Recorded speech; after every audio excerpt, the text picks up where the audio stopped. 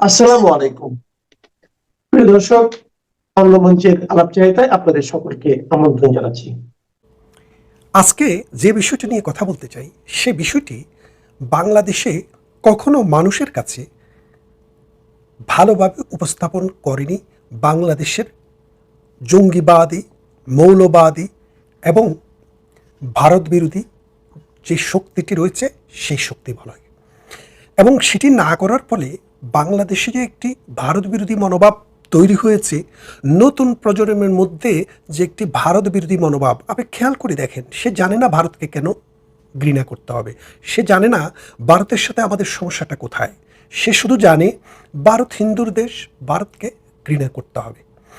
খেয়াল করে দেখেন যে বাংলাদেশ এবং ভারত জন্মবধি, অর্থাৎ 1971 সালের 16 ডিসেম্বরে বাংলাদেশ রাষ্ট্রটি যখন জন্ম হয়, এই রাষ্ট্রীয় জন্মের পিছনে বাংলাদেশ নামক রাষ্ট্র, যে দেশের নাম আমরা বলি, সেই জন্মের পিছনে যেই সব শক্তি, যেই সকল রাষ্ট্র, যেই সকল মানুষ যুগান্তকারী ভূমিকা পালন করেছে, একটা অন্ধ লোককে বললেও আপনি বুঝতে পারবেন, তারা বলবে যে এটা সবচাইতে ভালো ভূমিকা রেখেছে ভারত। কেন ভালো ভূমিকা রেখেছে দেখেন, 1971 সালের 26শে মার্চের রাত্রে যখন Dhaka university EPR Rajarbagh police লাইনে যখন হামলা হলো, ঢাকার বিভিন্ন স্থাপনায় যখন ট্যাঙ্ক দিয়ে হামলা করা হলো, যখন মেশিন গান, স্টেন গানের গুলিতে হাজার হাজার মানুষের জীবন শেষ করে দেওয়া হলো, তখন এই তরুণ যুবক এদেশে থাকার আর সুযোগ রইল না।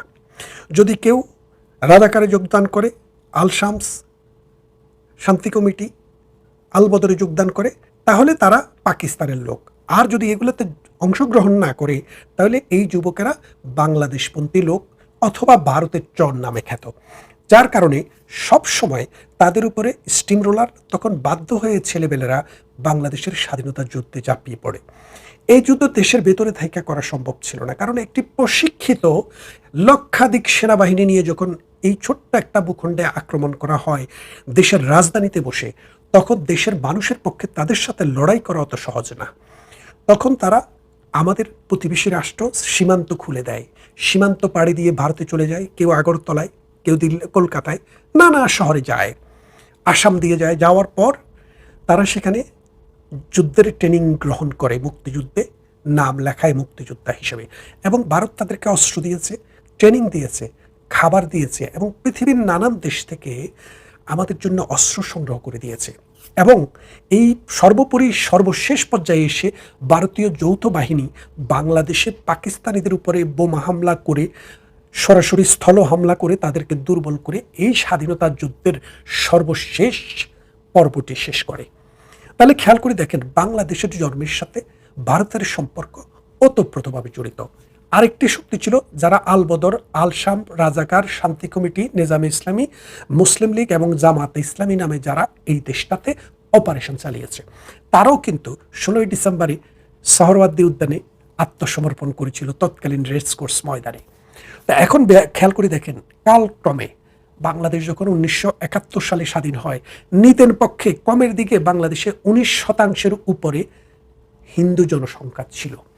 কেউ কেউ বলেন 24, তবে ওই যুদ্ধের সময়ে অনেকে ভারতে গিয়ে আর ফেরত আসেননি, যার কারণে আমি ধরলাম অ্যাটলিস্ট 20%।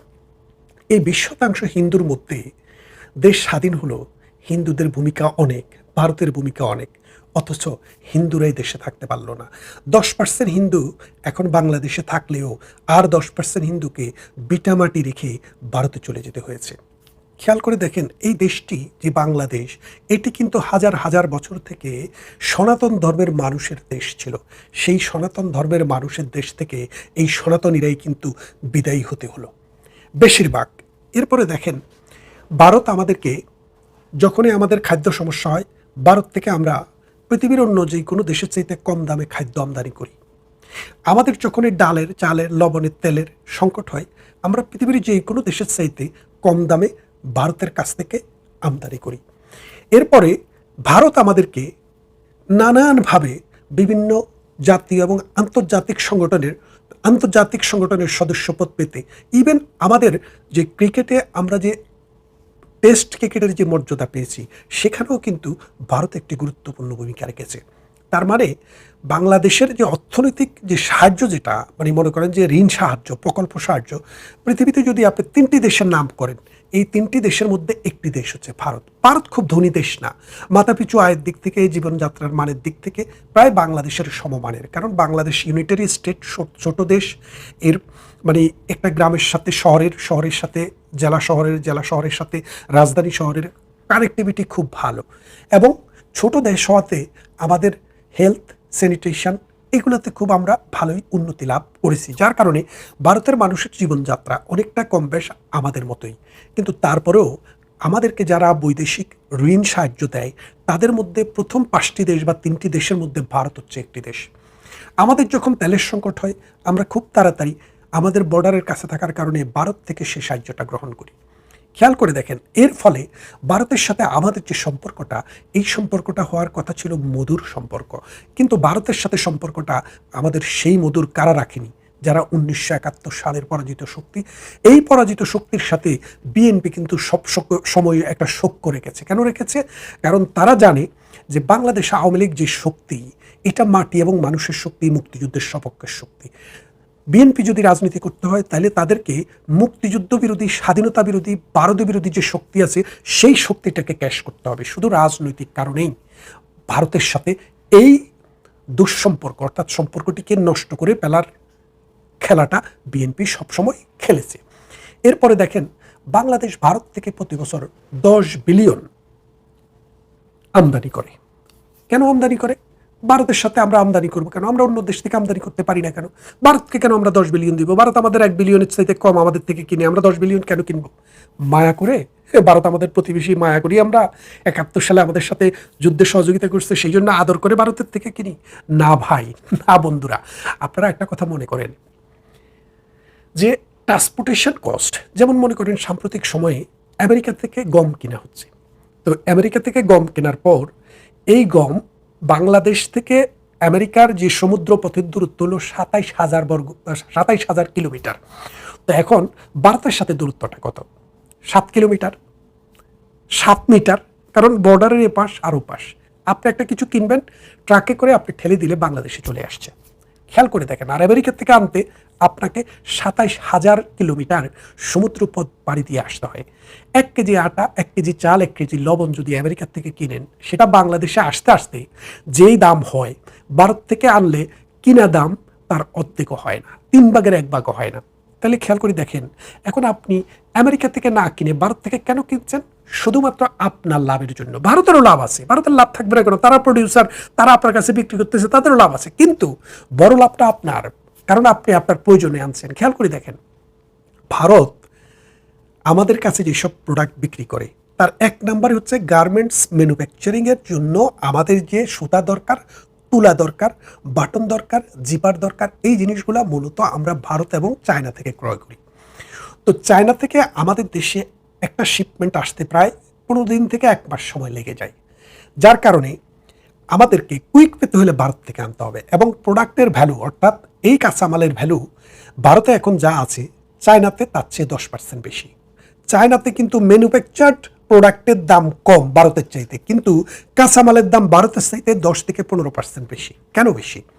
কারণ ভারতের মানুষের মাথাপিছু আয় $3,000 মধ্যে, আর চায়নার মানুষের মাথাপিছু আয় $6,000 প্লাস, যার কারণে ওদের প্রোডাক্ট উৎপাদন কস্ট ভারতের চাইতে বেশি, যার কারণে অন্ততপক্ষে 10% ভারত থেকে সস্তায় পাওয়া যায়। এবং এই 10% সাথে আপনি যদি ট্রান্সপোর্টেশন কস্ট আরও 20% যোগ করেন, তাহলে 30%। তার মানে আপনি 10 বিলিয়নের যে প্রোডাক্ট ভারত থেকে কেনেন, তার মূলটা হচ্ছে গার্মেন্ট ম্যানুফ্যাকচারিং। এটা আপনি 30% কমে, অর্থাৎ পৃথিবীর অন্য যেই কোনো দেশের তুলনায় আপনার কাছে আসা পর্যন্ত ট্রান্সপোর্টেশন এবং বাইং প্রাইস সহ আপনি 30% কম পান। তাই তো আপনি ভারত থেকে কেনেন।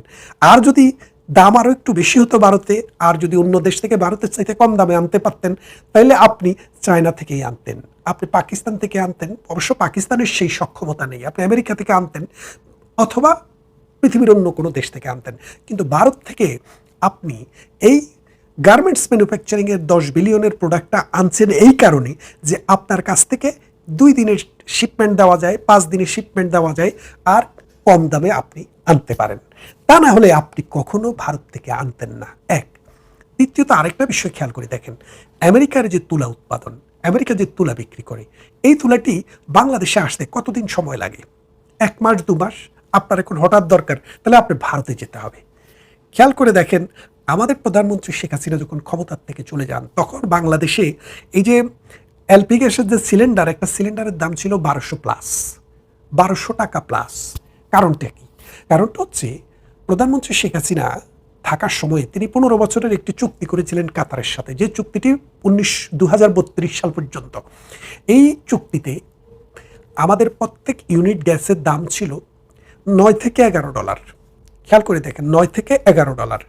এখন প্রধানমন্ত্রী শেখ হাসিনা যখন ক্ষমতা ছেড়ে দেন, তিনি যখন ক্ষমতা থেকে চলে ভারতে যায়, যখন আশ্রয় গ্রহণ করেন, এই নোবেল ইনুস যখন ক্ষমতা গ্রহণ করে, তখন এই ডক্টর শফিক এবং তারেক জিয়ার সাথে পরামর্শ করে, অর্থাৎ তাদের কনসেন্ট নিয়ে তারা ওই যে পিটার হাস, ওই পিটার হাসের একটি কোম্পানির সাথে চুক্তি করে। পিটার হাসের কোম্পানির সাথে কেন চুক্তি? কারণ পিটার হাস বাংলাদেশে জঙ্গি আন্দোলনে যে টাকা এসছে, এই টাকার ডিস্ট্রিবিউশন হয়েছে পিটার হাসের মাধ্যমে, এবং আমেরিকা তার যে ফুট প্রিন্ট বাংলাদেশে অঙ্কন করেছে, সেটাই পিটার হাসের মাধ্যমে করেছে। মায়ের কান্না নাকি মায়ের ডাক নাকি বাবার কান্না, এইসব সংগঠনের জন্মদাতা এই পিটার হাস। তাই তো পিটার হাসকে একটা মানে কি দিতে হয়, পুরস্কার দিতে হয়। তখন ডোনাল্ড ট্রাম্প ক্ষমতা আসার পরে যখন পিটার হাসকে যখন কিক আউট করে দিলেন বাংলাদেশের এই রাষ্ট্রদূতের পদ থেকে, তখন তিনি একটি বেসরকারি কোম্পানিতে চাকরি নিলেন। সেটা আবার ওই এলপি গ্যাসের কারবার করে আমেরিকান কোম্পানি। এই পিটার হাসকে সেই কোম্পানির সাথে 17 বছরের একটি চুক্তি করলেন কে?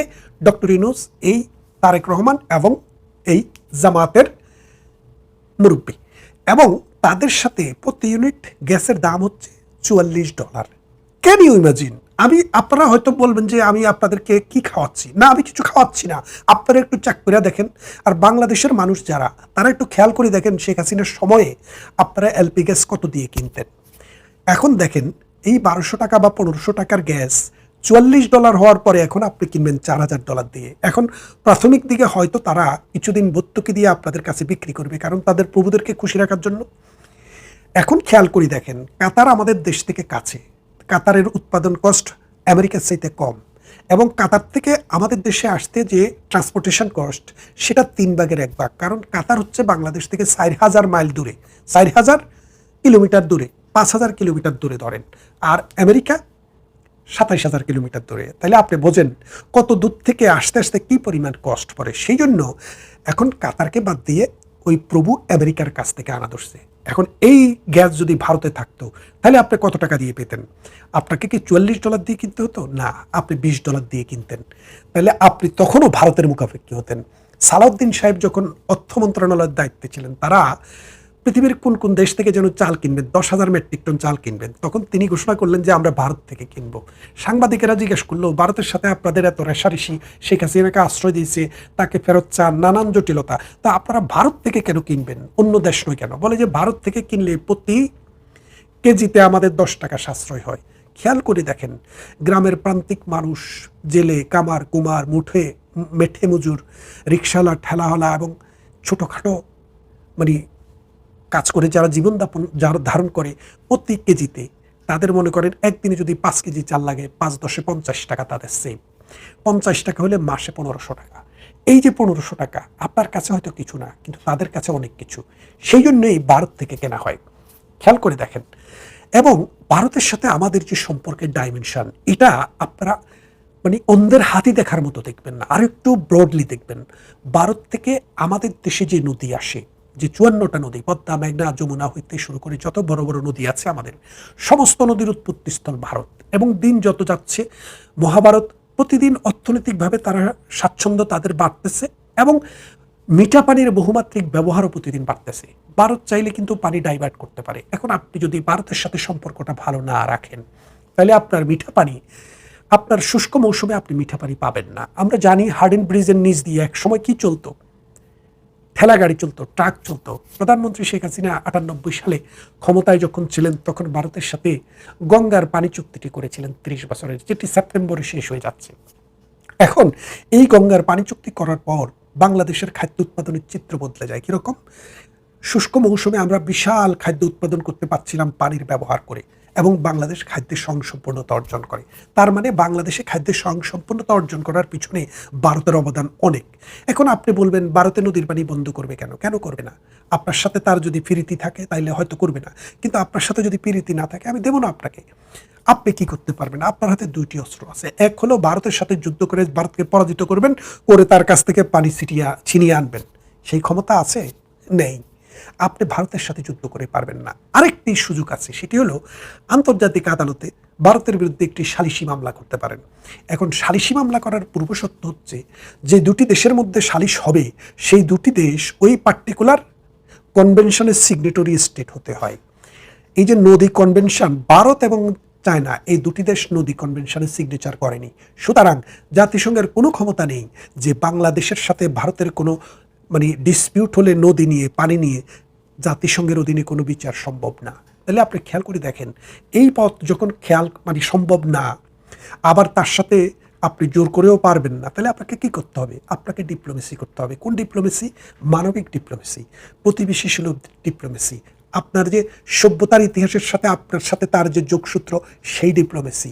আপনি বাঙালি, তারও বিশাল বাঙালি জনগোষ্ঠী আছে, সেই ডিপ্লোমেসি। আপনার শরীরের রং, আপনার চেহারার কালার এবং তার মানুষদের চেহারার কালার অনেক মিল, সেই ডিপ্লোমেসি। এটাকে না করে আপনি যখন ভারতের অমুক অঞ্চল দখল করবেন, তমুক অঞ্চল দখল করবেন, ডাল নাই তলোয়ার নাই নিধিরাম সর্দার, সেই রকম ব্যবস্থা করেন, তাহলে ভারতকে কোনোদিনও আপনি বসে আনতে পারবেন না, এবং আপনার দেশ ধীরে ধীরে ধ্বংসের দিকে যাবে। শেখ হাসিনা 17 বছর ক্ষমতায় ছিলেন। এই 17 বছরে বাংলাদেশের অর্থনীতি 40 গুণ বৃদ্ধি পাইছে, এবং বাংলাদেশের মাথাপিছু আয় $800 থেকে $3000 চলে গেছে। খেয়াল করে দেখেন যে দেশটি মাত্র 76 বিলিয়ন আমাদের বাজেটের সাইজ ছিল, সেটা 800 বিলিয়নে পরিণত হয়েছে। তাহলে আপনি কি বুঝলেন যে ভারতের সাথে সম্পর্ক ভালো থাকার কারণে আমাদের 5 বিলিয়ন প্রতি বছর আমরা ভারতের বিভিন্ন বন্দর ব্যবহার করে আমরা বিদেশে রপ্তানি করেছি, এবং আমরা শিপমেন্ট তাড়াতাড়ি দিতে পেরেছি। আমাদের গার্মেন্টসে পৃথিবীতে আমরা সেকেন্ড পজিশন অর্জন করেছি।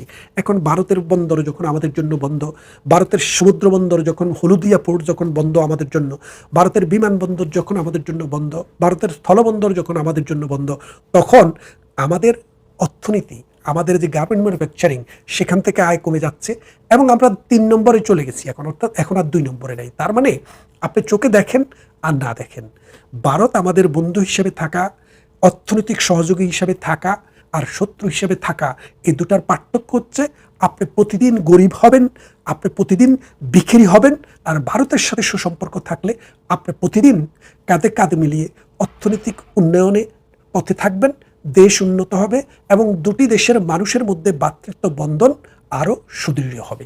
এবং আরেকটি জিনিস খেয়াল করে দেখেন, ভারত যখন বাংলাদেশে আসার ভিসা বন্ধ করে দিল, তখন কি অবস্থা? শোরগোল পড়ে গেল, অসংখ্য মানুষ বিনা চিকিৎসায় মারা গেল। আর যেদিন তারা খুললো, সেদিন 1,40,000 লোক লাইন দিয়ে ভিসা আবেদন করলো।